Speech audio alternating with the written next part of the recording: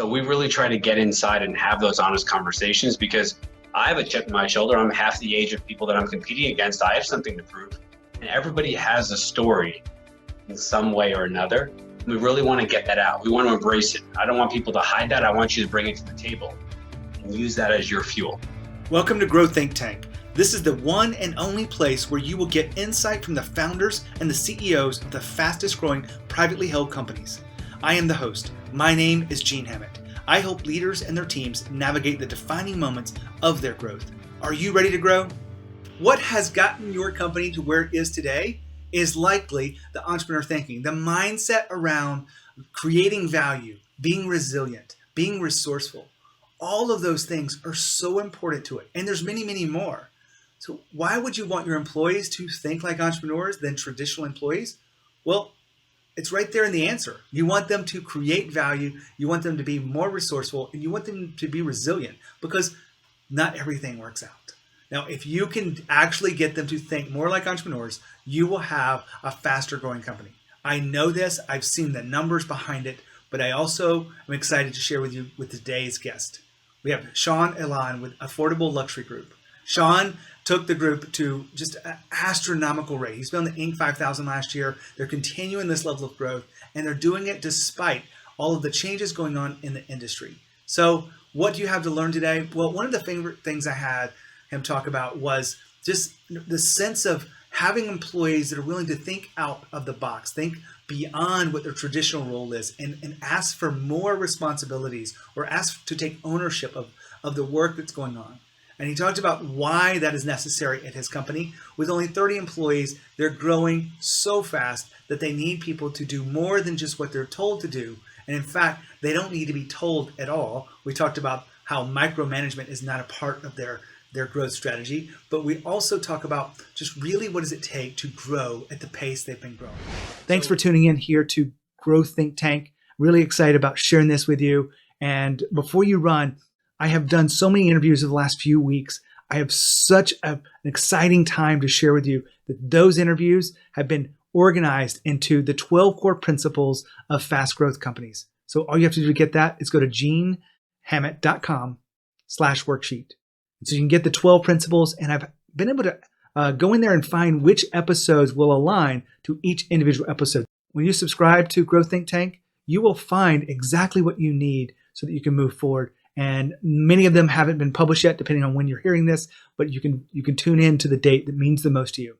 So here's Sean Elan with Affordable Luxury Group. Hi, Sean. How are you? Doing well. How are you doing? I'm fantastic. I'm excited to talk to you about developing employees and growing a fast-growing company. I'd love for you to kind of let our audience know a little bit about you and who you serve. Sure. I founded Affordable Luxury Group about 5 years ago. And we're really a fashion company that just owns brands, but also operates them. So we design, we manufacture, we distribute all over the world.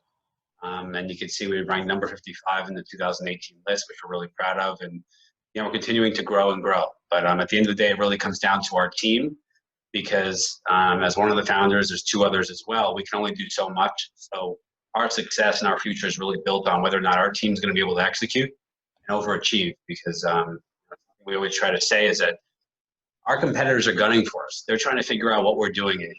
And the second you get lazy and you let up, they're going to take that market share. So you have to always realize that you're the underdog. You mentioned team. How many employees do you have, Sean?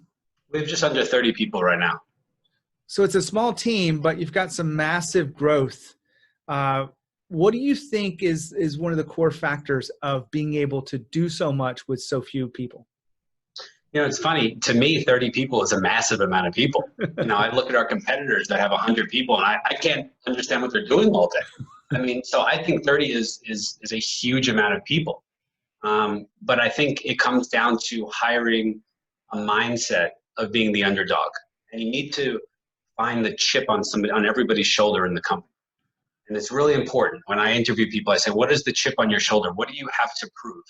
Who is your doubter? I need you to think of them every single day. Who's the person that doesn't believe that you can pull this off and make things happen? And that's who I want you to think about every day.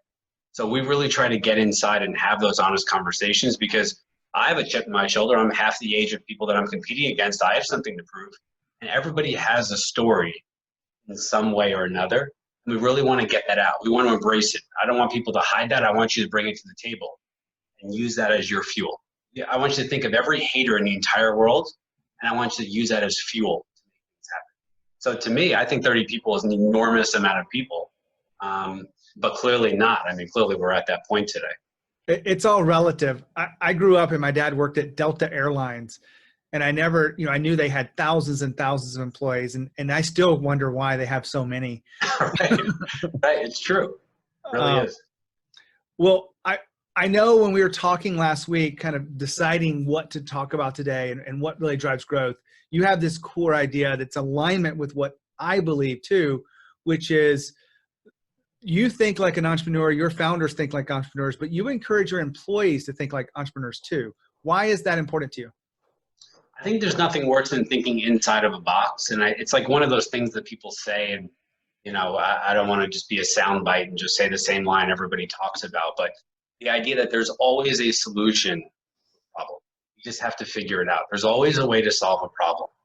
And it's kind of, I have a family of lawyers, and I think lawyers are like the worst thinkers in the planet, because to them, the law says X and therefore it's X, right? It's like simple conversation with them. And it couldn't be further than that with an entrepreneur. So what we try to push for our people is to find the solutions. There's always a solution, no matter how bad a problem, whether it's tariffs today, maybe it's 40% tomorrow, whatever it is, we'll always find a way around it. So it's really pushing people to think outside the box and realize that there's always a solution, and that being proactive and not reactive is really the name of the game. So if you're already reacting to a problem, you're too late. The question is, why didn't you think that this problem was going to happen? So the proactive piece is really important. Now, I wanted to break in here for a second because Sean talked about being proactive versus reactive. Now, I know that you want your employees to be proactive, but the reality is most organizations, most strategies, most cultures are very reactive. They react to customer service problems. They react to slumping sales. They react to problems going on or challenges they're facing. Well, you want to be proactive. How do you encourage a culture of proactivity? Well, you've got to lead yourself. You must be the leader that understands the value of being proactive. And in every place you can, you want to be proactive. You want to let go of the reactive thing. You want to make sure you're not encouraging that by falling into it yourself, and make sure that they're thinking through the proactive elements to grow your business. Now back to Sean's interview. Well, I'm an entrepreneur. I'm not going to apologize for it because I think it really does serve me, because one of the things that I believe as an entrepreneur is that I don't deserve anything. I have to create my way in this world. Mm-hmm. I've gotten a paycheck before, but I can't remember. It's probably been 20 plus years. Right. When you have employees that believe that they have to create their value, I would imagine that has really served you well in the growth of the company. Yeah, I think it's an interesting conversation because, we're widely transparent here, but I think that explaining value, explaining that your salary when you're hired is to simply do the job you're doing. So if you just knock it out of the park and do what you're doing, you earned your salary. But that's not how you grow, right? That's how you just keep your job. So the question is, how do you grow? So you have to nail what you're doing every day and then go over and achieve and say, look, I need more. I have more time. So to us, the poison is somebody that stretches their day out and takes all the responsibilities and stretches it from their 9 to 5 or whatever the hours are. But really the winner, the home run, is the person that says, look, at 3 o'clock, I'm done. I need more to do. Fill up my time. And that's always the difference. I remember when I was an employee back in the day, for the first company I worked for that I loved, I remember I went to the owner and I said, look, I need you to give me more work to do, or I need a pay cut. And he said, what the hell? What are you talking about? I'm not worth what you're paying me. So you either need to give me a pay cut or you need to give me a lot more responsibility. It's only one of the two. And because I was really young, what I was really trying to say was really just I needed more to do. I'm really passionate. I'm nailing everything you give me. Just give me more. It came out wrong. Thank God he realized what I was trying to say. Yeah. But it's really that hunger that you're looking for in people that are saying, look, I'm going to walk in at whatever time. I'm going to get my job. And then when I'm done, I'm going to walk in your office and say, look, I need more things to do. So that's where you really create value as an employee. And then it comes back to you. Right? and you get the raises and the promotions and the bonuses. Some of the people that don't really understand the entrepreneur spirit would go to this whole concept of, well, people that think like entrepreneurs are very me focused instead of company focused. And another way to say that is they just don't collaborate the way the work is required. What do you say about that to people that are hesitant to encourage this entrepreneur spirit? I just don't think it's understood. I think there's always going to be people that don't understand what it's like to be like this. And I hear about it in the news, and when you hear about politicians talking about whatever it is they're talking about with, I can't believe a CEO is making X, but they don't understand the pressure that's on the entrepreneur. And that's something that in some sense we brought on ourselves, right? I mean, all the pressure of making sure people are taken care of rests on our shoulders. And it's something that's on my mind all the time, making sure my people are growing, making sure they're happy. I want to know, what's going on in their personal lives. Are they in a relationship? They're breaking up? Are they mad at their boyfriend? Whatever it is, we try to encourage those conversations. But it's really, in my eyes, a bigger thing. It's more about just getting to know exactly who's in your office, getting to know them on a personal level, and having complete transparency, both on the professional side, but also on the personal side, getting to know who they are. I feel like back in the day, it was something that you really wouldn't want to go there.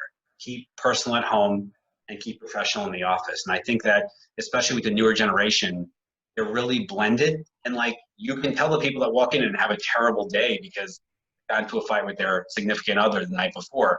Those are the conversations we want to have. Let's work through it. Let's solve that problem too, because I know the second we solve that problem, you're then going to have the weight off your shoulders, then refocus on work. We try to encourage the full transparency, both professional and personal, which I think it really is part of the entrepreneurial spirit in some weird way. But the people like you and I, the average person doesn't understand our mind. They don't understand that we walk into a restaurant, that we start looking around saying, what would we do differently if we own this restaurant? The second you walk in, I can't walk into a coffee shop in Manhattan without trying to figure out 10,000 ways I would change it if I owned it. And that's kind of like a weird burden, but also the fun of it. So I think our mindset's just very, very different, but it's fun for us. Sean, I was pretty excited. We've been doing this thing with my son who's 12, and we do a picture at the beginning of school and the picture at the end of school. And he's been selecting what he wants to grow up to. And he's always picked something like athlete or right. Something else. He picked scientist last year, and I was like, okay, that's interesting. Right. See where that goes. And then this year he picked entrepreneur. And I was kind of beaming, but I said, why do you want to be an entrepreneur? He's like, because I don't want a boss. Right. Right. When you think about employees that have this entrepreneur thinking, one thing that goes to mind is they might leave you. So when you think about, investing in them and really developing them as people and really connecting with them, and they could leave you someday, but they stay instead to work on the mission and drive the company forward. How do you wrestle with those two? It's a good question, and it's happened. We've had good people leave that haven't gone to competitors. They've left the industry and gone to a non-for-profit, for example. And I always feel like I let them down somehow. I think it's one of those things where you say, you try not to take it personally. But it's great to say, but when you're building a company and you're putting money from your pocket to somebody else's and trying to build them and giving them opportunity to grow, it's certainly heartbreaking when it happens. But to be totally honest, it's one of those things where if it happens, I just press on, and it's just a new day. It doesn't matter. So it's heartbreaking in one sense, especially the people you really care about. But they also have to make their own decisions, and if they believe that they have a better chance elsewhere, then you have to be supportive in some sense. I still text with the people that left, and it's heartbreaking. But honestly, the next day I walk in, it just never happened. Is it better to continuously invest in them and them with the risk 100%. of them or not 100%. invest in them? It's kind of like relationships where just because you get broken up with a couple of times doesn't mean you stop trying to go find somebody. It's no different, right? You have to be able to take the punches. So yeah, you keep investing in them. Absolutely. You go forward, you put your heart and soul into it. You do everything you can to build them up and make them stronger. And if they want to take that somewhere else, and that's part of the game, and that's okay. But 1,000%, you keep investing in them. Absolutely. When you think about this entrepreneur spirit, one of the ways to look at the opposite side of that is a kind of a people or leaders who are micromanaging employees. I'm sure that you don't want to be micromanaged. You don't want to micromanage other people because it just has such a negative impact, I think, overall. How do you catch yourself to let them really make their own decisions and let them kind of move forward and fail if necessary, if it comes to that?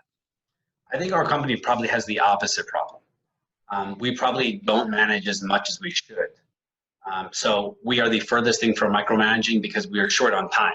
And like you said, we only have 30 people. To me, it's like, oh my God, we have all these 30 people. But we have the opposite problem. We probably don't manage enough. To me, if you're being micromanaged, that's your first sign you're probably heading out the door. It's a red flag if you're being micromanaged. That means the company or management doesn't believe in you enough to be able to do your job on your own. So for me, we've never had that problem. We don't micromanage. If anything, we've run into issues where we've hired people who are really senior level, really experienced, and we've left them alone with the expectation that they're going to make things happen and make it organized and build structure where there's no structure and things like that. And we've been caught in that situation where it hasn't worked out well. So we are the furthest thing from, I can't talk to micromanaging any part of that because we're not that company. I've been an employee in that situation where I've seen it around me. But I would say that, it's much more of pushing the person in the deep end and saying, let's see if you can swim. We need you to swim. So it's. I think that's one of the big differences between people. And I wasn't suggesting that you micromanage, but I had a conversation with someone the other day that said they're in a situation where they're being micromanaged. And I shake my head going, I wish I could get a hold of that founder or leader and go, what are you thinking? Because that's no way to build a company. And you realize that you need to let them think for themselves and fail forward. When you think about them, making a decision without, weighing in on you and whatnot, does that kind of light you up knowing that they took the chance to do it? Or does it scare you continuously? I think probably a combination of both. When I see entrepreneurs who are really micromanaging the people around them, I think that those are the people that don't understand you have to hire people that are smarter than you. So what we always try to do, what I try to do is really build people around me that are smarter than me. And I'm the first one in a meeting to say, look, you tell me. I mean, you're the marketing person. You tell me if we're doing this the right way. You tell me what we should be doing. So I think that's where the situation changes, where those are the entrepreneurs that don't believe they should be hiring someone smarter. And you should only hire people you believe should know a bit more than you do in those situations. Now, as the owner, I'm always going to have the final say. I'm going to know certain things outside of that room that they may not understand that will change their decision on certain things. But for the most part, I really rely on people to be able to bring their expertise to the table. So, it breaks my heart to hear about people that are being micromanaged, but like your friend, like you said, you were talking about, to me, it's about managers or founders that are either insecure or don't understand yet. In order for you to be better, you have to hire people. Now, Sean just talked about being more hands-on. Now, he's grown at a pace that's astronomical to some and unbelievable to so many people, but he's also created the kind of space where people think for themselves and they don't need to be handheld. They don't need to be micromanaged. And I want you to think about that. Have you enabled your employees to want their hands held? Or do you give them a chance to really think for themselves, make those decisions, empower them? That's the key. I bring this to you because I'm asking you a specific question. As a leader, you cannot exist on micromanaging for the eternity of growing your company. You want them to think for themselves. You want your employees to really create this. Now, I smile when he says wish he would have been a little bit more hands-on. And because I know in some of the conversation, he talked about the importance of the first few weeks, about the conversations he's having. So we know he's doing it at some level. But what are you doing to ensure that your employees are not needing their hands held? Now back to the interview with Sean. Well, you've mentioned hiring quite a few times through this. And I know the whole adage of shit coming in leaves you shit coming out. Mm-hmm. And if you think about it from a company standpoint, you want to hire great people so that when they're there, they're great. What have you learned in your journey about hiring that you can share with us about this entrepreneur spirit? I've learned it is very hard, and there's no right way to do it. I mean, you can have everyone in the company meet them. You can have 15 interviews. There's just no right way to go about it. And there are people who we've hired who we thought, we're not so sure, and they've ended up being all-stars. Some people we've hired and thought, oh, this is an all-star, it turned out to not work out. So what I've learned is that there's no way to know for sure. And you can try to line up things like culture and their background and their passion and their level of excitement. You can try to line all those things up. It is very challenging. So we've gotten to a point now where we're moving now to almost like a temp hire in some sense. Come work with us for a couple of weeks. Okay, let's make sure we're both comfortable. Let's make sure we're both happy. And then if we are, let's go to full time. That saves you the time and the energy, even getting them onto payroll just to take them off of payroll, getting them benefits just to get them off of benefits. Yeah. So we've changed that, but it's very challenging. And maybe different industries are better if you're in tech. I don't know anything about that world, but maybe it's easier because there's so many bubble where there's similar talent. But in our world, it seems to be. When you think about this entrepreneur spirit, it really is about developing them once they're there. So what mistakes have you made in this journey that you could share with us to help maybe put a light on it so that we don't make those mistakes if we encourage this entrepreneur spirit? I think we probably needed to be more hands-on. I think that part of our challenge was, like I said before, how we kind of just threw people into the deep end and assumed that their experience and background would be able to help build structure. We probably should have held their hand a little bit more. We probably should have had meetings. It's weird when you're a company that's very small and you start growing and all of a sudden you realize, oh my God, we need to actually have a meeting. And we're kind of going through that now the last few weeks where we just never had meetings. We were always a smaller company. And now we realize that we actually need to start having meetings. And it sounds so obvious, but these are the things when you're so busy in the day to day. So I think with new hires, what I would say is hold their hand more than you probably would want to at the beginning. Have more meetings once a week, twice a week as check-ins. How are you doing? What are your challenges? What are your wins? What are you going through? What can I help with? That's something that I think we could have done better with. So you mentioned how also transparency and brutal honesty play an important part of the company. How far do you really push that? Because I know that a lot of companies are growing fast like you really value transparency at many levels. How far do you guys push it? We push it pretty far. I mean, I'm a fan of Jack Welch and all of his books and how he ran GE.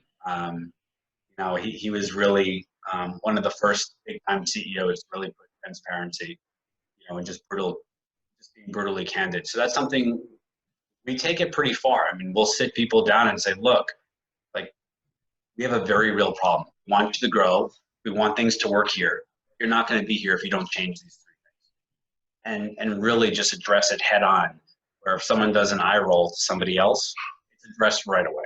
We're going to get both people into the room and we're going to have them hash it out on the spot.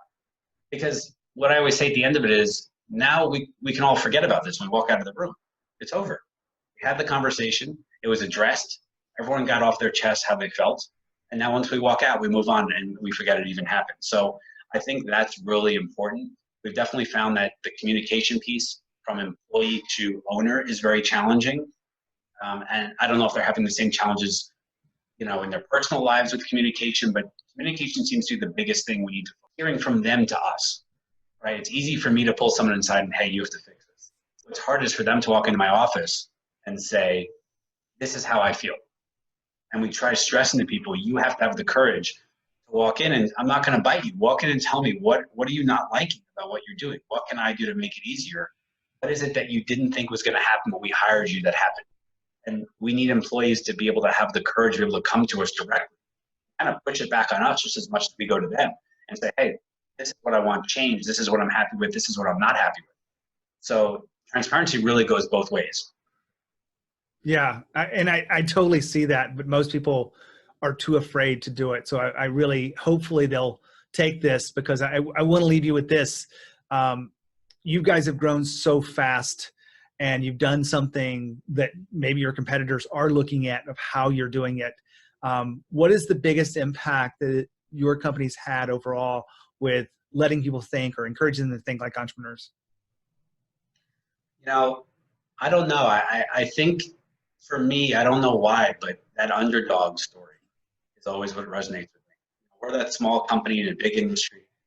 competing against companies that have 100, 200, 500 employees that have raised money. We're self-funded. We've been cash flow positive since we started. And we're just thriving because we all feel like we have our backs up against the wall. And we all have that chip on our shoulder. And no matter what happens, it doesn't matter if tariffs are 100%, doesn't matter if every store closes, we're going to be that last company standing. And at the end of the day, that's our message here. So, that's all I can really say about that. I just love the underdog narrative. I think it's so important. Well, Sean, I appreciate you being here. Affordable Luxury Group is really an impressive company that's grown fast. So thanks for sharing your insights here on the podcast. Thanks, Gene. I appreciate it. Wow, what a fantastic conversation. I love wrapping that up at the end there when he talked about really what it took for them to grow the business, getting employees to think for themselves, getting them to really make decisions and be committed to the win, and really encouraging that kind of mindset. A lot of people argue with me on, why do we want them to think like entrepreneurs? We want them to just get the work done. But I will say to you, as I say to them, we don't want them to get the work done. You want them to want to get the work done. The big difference there is they want to do it.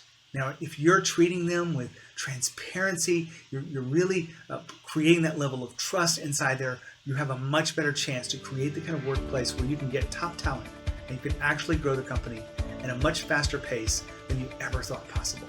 Well, that's my take here today. Thanks for joining us on the podcast. If there's anything I can do for you, make sure you stay tuned in and make sure you share this with others so that we can grow this message only for the leaders who are growing fast and want to grow fast. It's specifically for them.